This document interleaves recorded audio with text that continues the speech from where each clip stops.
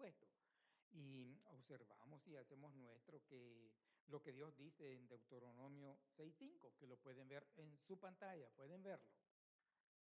Deuteronomio 10:5. Me gustaría que lo observaran todos ustedes. Yo sé que algunos probablemente se lo saben de memoria, pero nosotros hacemos nuestro ese versículo en realidad es para nosotros como un mandamiento. Dice, y amarás a Jehová tu Dios de todo tu corazón y de toda tu alma y con todas tus fuerzas.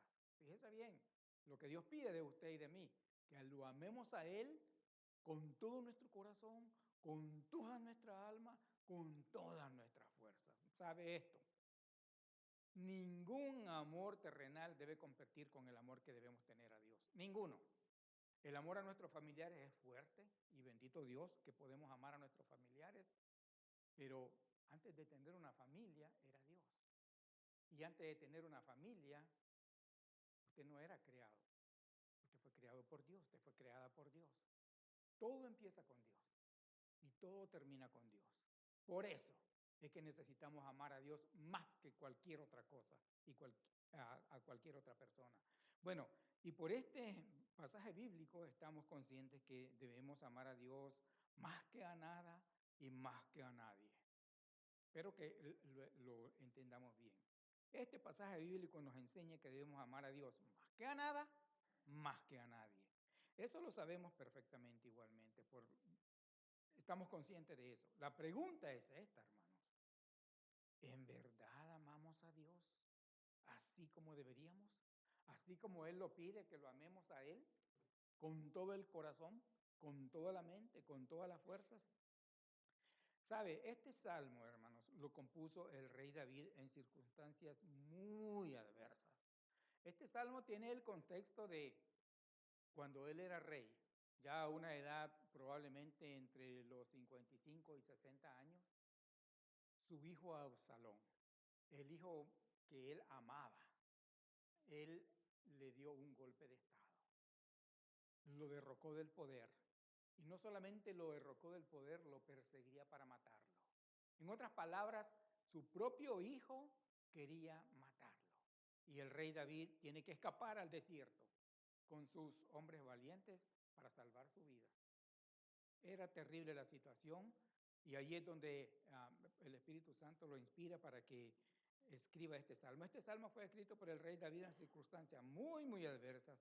No olvidemos de todas maneras que David fue declarado por Dios por Dios mismo, como un varón de acuerdo al corazón de Dios. En otras palabras, podemos deducir nosotros que el rey David fue un hombre que amó a Dios grandemente. Amó a Dios como a nadie en realidad, el rey David. Y en este salmo, él nos enseña cómo se comporta, cómo vive, cómo habla una persona que ama a Dios. Yo espero que usted lo comprenda bien junto conmigo esta tarde. Una persona que ama a Dios. Este es el título de este pequeño mensaje. Una persona que ama a Dios. Yo creo que yo desearía que usted esté entre esas personas que aman a Dios. Que usted sea una más, que usted sea uno más de esas personas que aman a Dios. Que seamos nosotros uno más de esas personas que de verdad aman a Dios. No que saben de Dios, ni solamente que lo conocen, sino que lo aman de verdad. Una cosa es saber de alguien, una cosa es conocer a alguien, otra cosa muy diferente es amar a alguien. A eso me refiero con Dios. Una persona que ama a Dios, primero ubica a su Dios por encima de todo. Es decir, su Dios está encima de todo. Está encima de usted mismo como su gobierno, como su ser. Está encima de su familia, está encima de su profesión, está encima de su todo. O sea, Dios es primero, número uno para usted. Número uno para aquella persona que ama a Dios. Dios es número uno, porque con Él empezó todo. Con Él empezó la creación y con Él empezó mi vida. Él me creó a mí. Entonces con Dios empieza todo. Una persona que ama a Dios ubica a Dios por encima de todo en realidad. Y esa persona entonces lo reconoce como la esencia de su vida. Es decir, Dios es esencial en esa persona que ama a Dios. Sin Dios, la persona siente que desfallece. Sin Dios, la persona siente que flaquea. Sin Dios, la persona siente que está perdida. Sin Dios, la persona siente que se muere. Sin Dios. Así se comporta y así siente una persona que ama de verdad a Dios. Así es la realidad. Mire lo que dice el versículo 1 y 2. Versículo 1 y 2, ahí donde estamos en el Salmo 63, ¿ok? El versículo 1 dice así, mire cómo le declara, declara estas palabras el rey David a su Dios. Dice, Dios mío eres tú. Y es interesante que la palabra hebrea que él usa, el aramea, es Elohim. Y Elohim es más de uno. Es como si dijera dioses, pero él reconoce a uno nada más. Elohim, Dios mío eres tú. Mire cómo le dice, de madrugada te buscaré. ¿Qué hora es la madrugada? No sé. 3 de la mañana, 4 de la mañana, probablemente 5 de la mañana.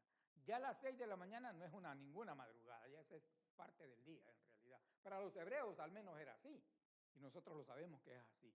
Pero él le dice a Dios, ahora que está huyendo, ahora que está en el desierto, ahora que está tratando de escapar de su propio hijo por salvar su vida con sus allegados, con su pequeño grupo de hombres valientes, le dice a Dios, de madrugada te buscaré. Y algo interesante que yo encontré en este salmo, estudiándolo bien, no le hace ninguna petición, no le pide nada, simplemente se desborda en reconocimiento a Dios como su Dios y le declara todo su amor, todo su afecto, todo lo que él siente por su Dios. Dios mío eres tú, de madrugada te buscaré. Mi alma tiene sed de ti. Fíjese cómo le dice, mi alma tiene sed de ti. Una persona sedienta es una persona que siente que desfallece. Que si no toma agua en 1 hora más, se desmaya. Así se siente el rey David sin Dios. Siente que está sin Dios, probablemente. Mi alma tiene sed de ti. No solamente mi alma tiene sed de ti, le dice, sino mi carne te anhela, mi cuerpo te anhelo. Es decir, anhelo tu compañía, anhelo Dios el estar a tu lado, en tierra seca y árida donde no hay aguas, para ver tu poder y tu gloria, así como te he mirado en el santuario.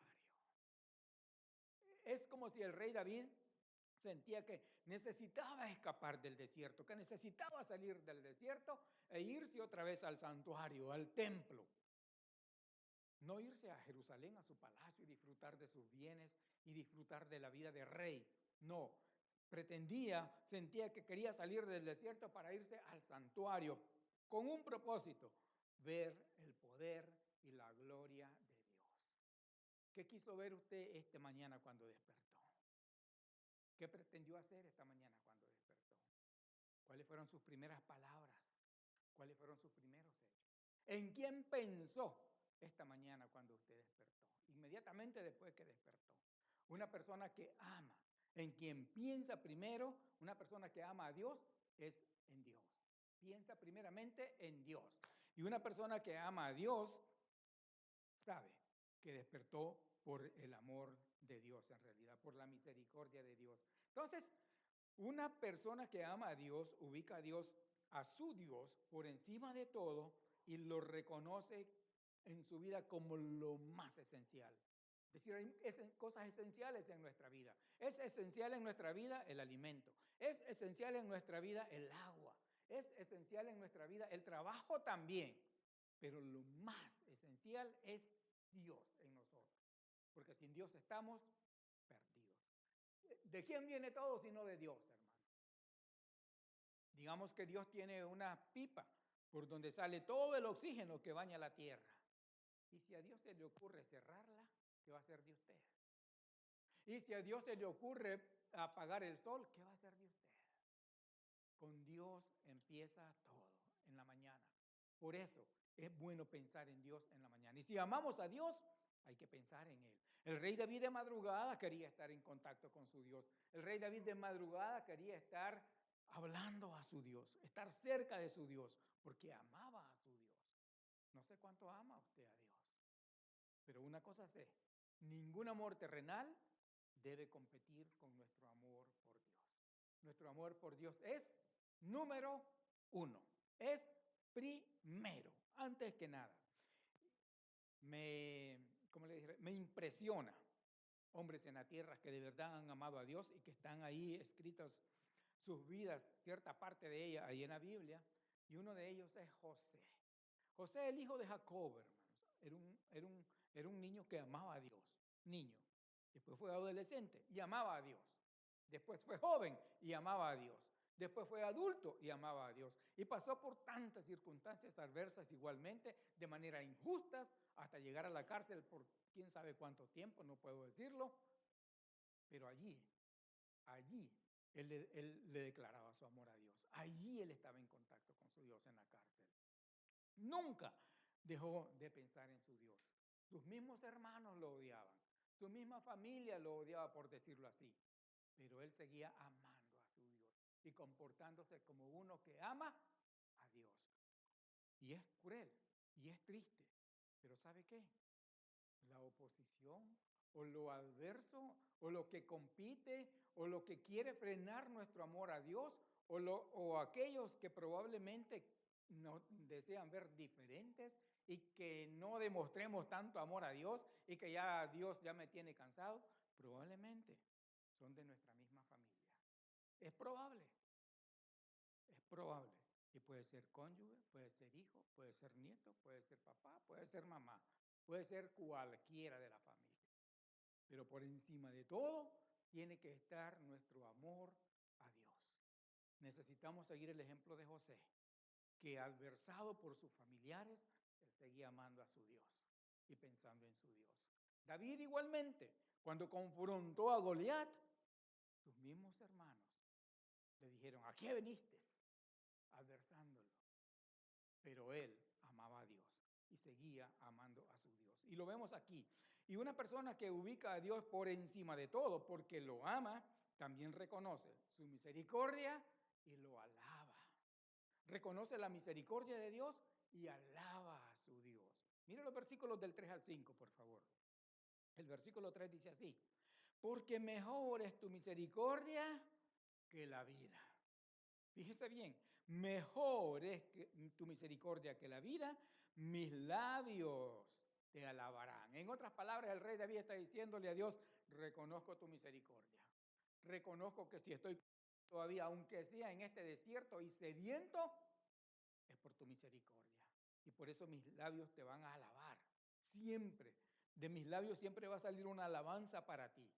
Alabamos a Dios cuando le cantamos, alabamos a Dios cuando testificamos de Él, alabamos a Dios cuando hablamos de Él, alabamos a Dios cuando le decimos a Dios, Dios, yo bendigo tu nombre y reconozco tu misericordia. Alabar a Dios es algo esencial en una persona que ama a Dios. Así te bendeciré en mi vida, dice Él. En tu nombre alzaré mis manos. Como de meollo y de grosura será saciada mi alma.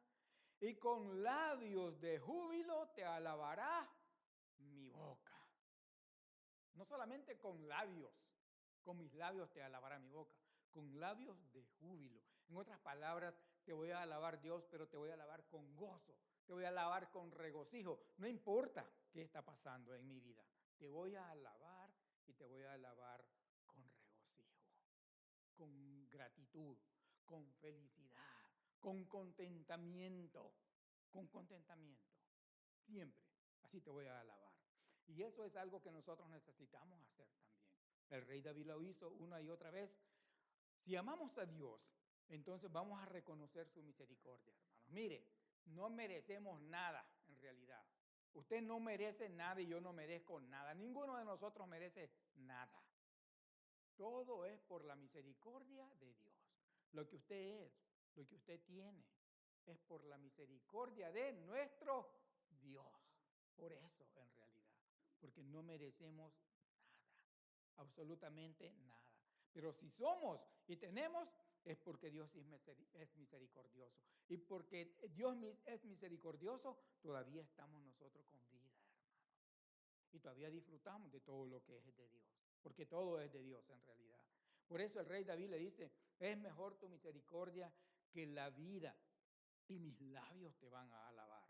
Cuando estoy cerca de ti, como si dijera, siento como que estoy disfrutando del más grande y exquisito banquete. Y se tiene la idea de, no sé, pero he escuchado que la parte más exquisita de la res es la parte de arriba, lo que le llaman los lomos. He escuchado. O sea, eso es lo más sabroso según la carne, más sabrosa. No sé, probable. Pero así siente él. Es decir, estar cerca de Dios para él era como disfrutar de un banquete súper exquisito. Así es la verdad de uno que ama a Dios. Como de meollo y de grosura será saciada mi alma, y con labios de júbilo, dice, te alabará mi boca. ¿A quién alaba usted más que a nadie? ¿Qué alaba usted más que a nadie? Porque a veces alabamos a las personas una y otra vez y las levantamos en alto su nombre y hablamos de ellas y esto y lo otro. Probablemente sí, la Biblia enseña que el que honra, honra, que no le debamos a nadie nada. Al que honra, honra. Que honremos a aquellos que merecen ser honrados en realidad.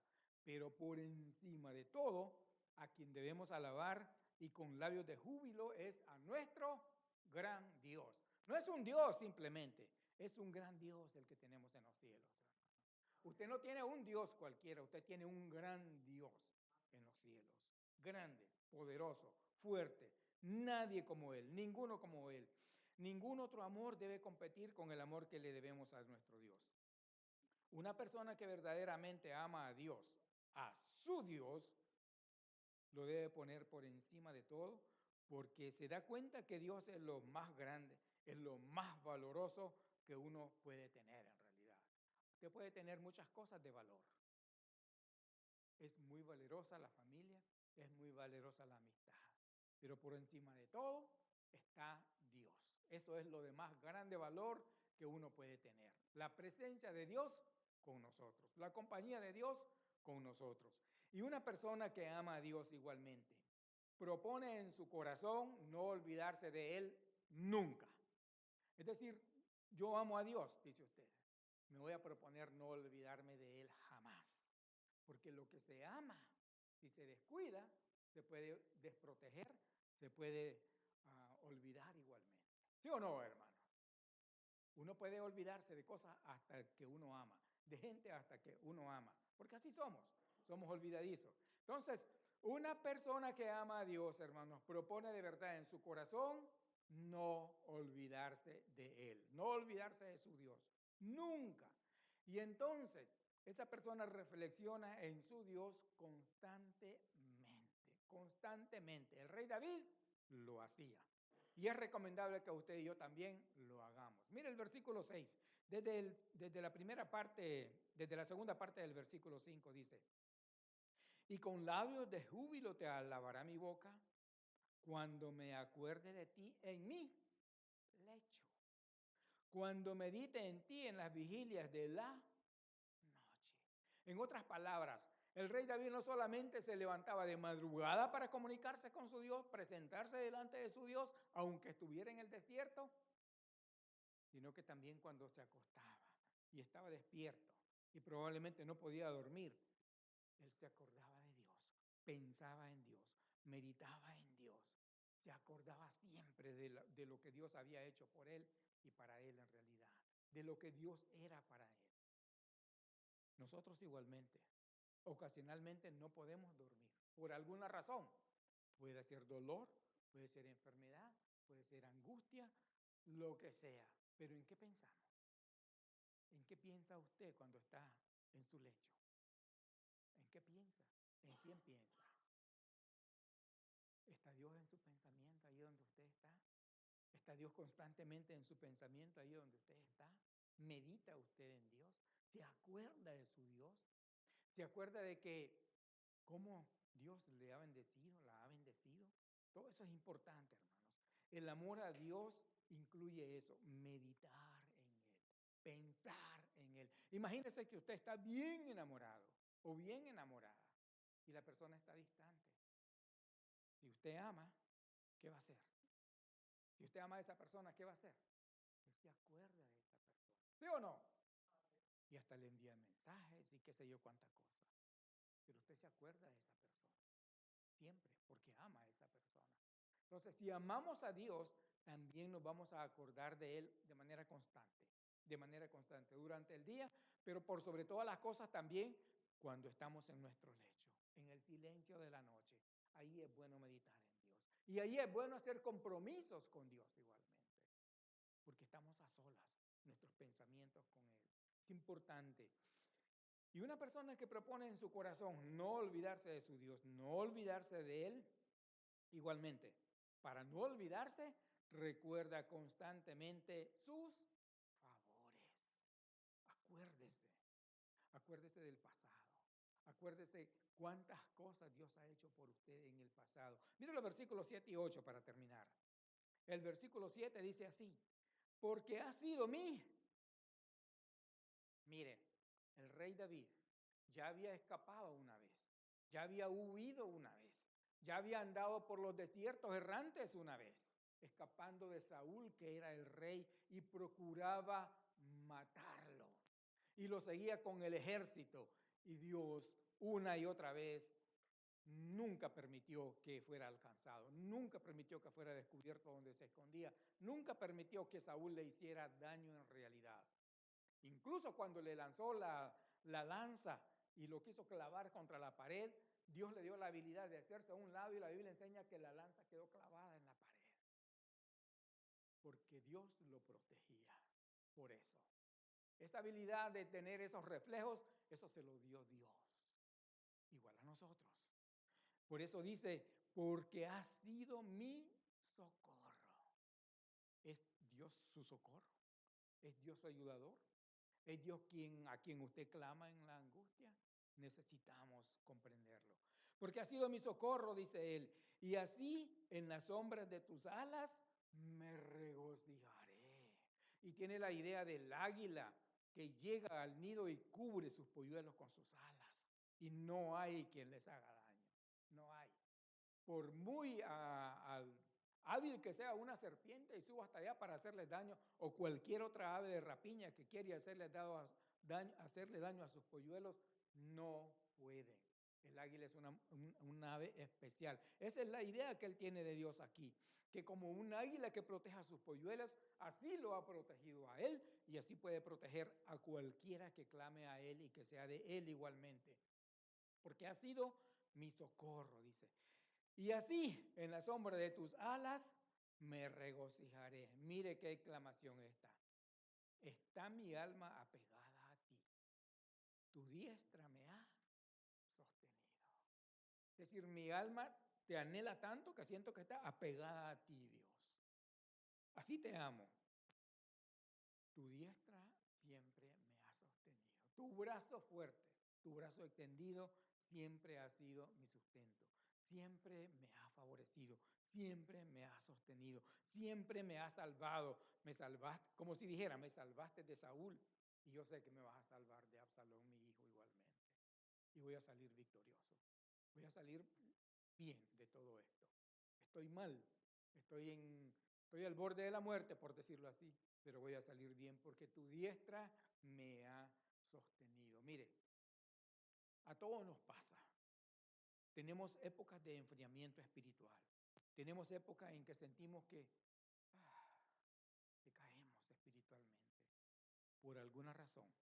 Y nuestro amor por Dios nos pasa como a los efesios de aquella época, que nuestro primer amor se va enfriando poco a poco. Y probablemente lo hemos hasta dejado. Y es la queja de Dios, de Cristo más bien contra esa iglesia, que había dejado su primer amor. A todos nos puede pasar a cualquiera en realidad. Mire, había un hombre salmista llamado Asaf. Asaf era un hombre que cantaba en el coro de Israel. Tremendo hombre usado por Dios en realidad. Compuso unos salmos. Y él compuso el Salmo 73. Y en el Salmo 73, él empieza así y dice, Ciertamente es bueno Dios para con Israel, para con los limpios de corazón. En cuanto a mí, casi resbalaron mis pies. Por poco deslizan mis pies. O sea, por poco me aparto de Dios por una razón. Porque tuve envidia de los arrogantes, de los que tienen, de los que han prosperado grandemente sin gran trabajo, sin gran esfuerzo y han hecho riquezas y están amontonando riquezas. Y él se fijó en eso y dijo, casi se deslizan mis pies. Por poco resbalan mis pies, por poco, porque tuve envidia de ellos, porque no tienen congojas como los demás mortales, porque todo tienen y son arrogantes y son soberbios y no son castigados, no son latigados como los demás mortales, no tienen los apuros de las demás personas. Y él dice, mientras que yo he sido latigado, he sido castigado todo el día y latigado todas las mañanas. Y dije, en vano. Fíjese la conclusión que llega. En vano he guardado mi inocencia. En vano he guardado mi corazón. En vano he limpiado mis manos. Esa fue su conclusión. Hasta que un día fui al santuario. Y entonces lo comprendí todo. Casi se aparta de Dios. Casi deja su amor por Dios. Porque tuvo envidia de los que tenían. Después en el Salmo 77, otra vez este hombre viene y dice, en la angustia yo clamaba a Dios. En mi angustia clamaba a Dios y no había respuesta para mí. Angustiado yo no dormía, no podía pegar los ojos. Estaba totalmente angustiado y no podía ni hablar. Y me acordé y pensé y concluí y dije, Dios, ¿para siempre has perdido tu misericordia para conmigo y para con tu pueblo Israel? ¿Has encerrado tu piedad y tu misericordia para siempre para con nosotros? Estamos desamparados. No podemos hacer nada. Y empezó a pensar, solo negativo, estamos mal, estamos por el suelo, no servimos para nada, así como uno piensa cuando uno está devastado. Hasta que un día dijo él, enfermedad mía es esta. Basta de pensar así. Voy a acordarme ahora de los beneficios que he tenido de mi Dios. Voy a acordarme de los tiempos fuertes con mi Dios. Voy a acordarme de las grandes obras de mi Dios. Voy a acordarme de cuán grande ha sido Dios y cuán bueno ha sido Dios para con Israel. Voy a acordarme de cómo nos hiciste salir de Egipto. Voy a acordarme de cómo nos hiciste pasar el Mar Rojo. Voy a acordarme de cómo nos hablaste en el monte Sinaí. Voy a acordarme de todo lo grande que has hecho y has sido para con nosotros. Y su alma entonces descansó. ¿Sabe qué? A nosotros nos puede pasar esto. Nos puede pasar. Y tenemos que decir, enfermedad mía es esta. Voy a acordarme de cómo vine por esos caminos. Voy a acordarme de cómo logré llegar a esta nación. Voy a acordarme del peligro que he tenido en mi país. Voy a acordarme de todas las cosas malas que pasé por allá y el peligro en el cual me he movido y aquí estoy. Gracias a Dios. Y voy a amar a Dios. Y no voy a permitir que nada ni nadie me estropee este amor con Dios. Voy a amar a mi Dios. Necesitamos hacer eso como Asaf ocasionalmente. Amar a Dios por sobre todas las cosas es un mandamiento incluido en la ley, en el versículo que leímos, Deuteronomio 6:5. Este mandamiento fue corroborado por el Señor Jesucristo como el número 1 y más importante de la ley en Marcos 12. Si una persona ama a Dios, de acuerdo a Deuteronomio 6:5, entonces esa persona va a hacer esto. Esa persona va a ubicar a su Dios por encima de todo. Si usted ama a Dios, usted necesita ubicar a Dios por encima de todo, incluyendo la misma familia. Si usted se desborda por amor a su familia, se desborda en amor a su familia y tiene en alta estima más a la familia que a Dios, estamos equivocados. Siento decírselo, pero es la verdad. De acuerdo a lo que Dios piensa, estamos equivocados. Primero es Dios. Y si amo a Dios, Dios me va a hacer a su manera y a su voluntad. Y entonces voy a amar a Dios primero y después voy a amar a toda mi familia y a mi prójimo. Pero primero es Dios. Amén, hermanos. Entonces uno ubica a Dios por encima de todo. Y esa persona va a proponer en su corazón también nunca olvidarse de Él, nunca olvidar sus favores, nunca olvidar sus beneficios, nunca olvidar cómo hasta el día de hoy Dios ha sido favorable para conmigo. Por su misericordia todavía estamos aquí. Mire, cuando uno ama a Dios, vamos a expresar, hasta podemos expresar lo que Habacuc expresó. Habacuc era uno de los profetas menores. Habacuc, uno de los profetas menores. Este hombre expresó esto. Mírelo y léalo e impáctese. Él dijo esto: aunque la higuera no florezca, ni en las vides haya frutos, aunque falte el producto del olivo, y los abrados no den mantenimiento, y las ovejas sean quitadas de la majada, y no haya vacas en los corrales. El que sigue, con todo, yo me alegraré en Jehová y me gozaré en el Dios de mi salvación. Así piensa una persona que ama a Dios. Fuerte, ¿verdad? Pero necesario. Si amamos a Dios, tenemos que despojarnos de nosotros mismos, nuestro orgullo, nuestra arrogancia, nuestra soberbia, nuestra altivez, nuestra autosuficiencia y dejar que Dios gobierne por encima de nosotros. Porque le amamos a Él y le rendimos nuestra vida a Él. El hecho de cómo actuamos, lo que decimos, lo que expresamos y lo que demostramos, eso demuestra cuán grande es nuestro amor para con Dios. No nos equivoquemos. La gente nos conoce. Ustedes me conocen a mí y yo los conozco a ustedes. Pero por encima de todas las cosas, nos conoce Dios. Él sabe cuánto le amamos. Y Él sabe si Él es nuestro primer amor o no. Decídase. Hagamos como Habacuc, hagamos como el rey David, hagamos como José, hagamos como esos hombres y mujeres que de verdad han decidido amar a Dios, no importa qué. Aunque las cosas estén malas, aunque todo sea adverso, aunque las cosas estén a flor de piel, aunque todo sea felicidad, sea en las buenas o sea en las malas, voy a amar a mi Dios, porque Él es mi Dios. Que esa sea su resolución. Espero, ame a Dios por encima de todas las cosas, porque Dios le ama a usted más de lo que usted se imagina. Padre Dios, gracias Señor por su bondad y su misericordia, Señor. Yo no sé, Señor, cuánto le amamos todos los que estamos acá. Yo sé cómo está mi vida, pero no sé los demás. No puedo saberlo, es imposible para mí.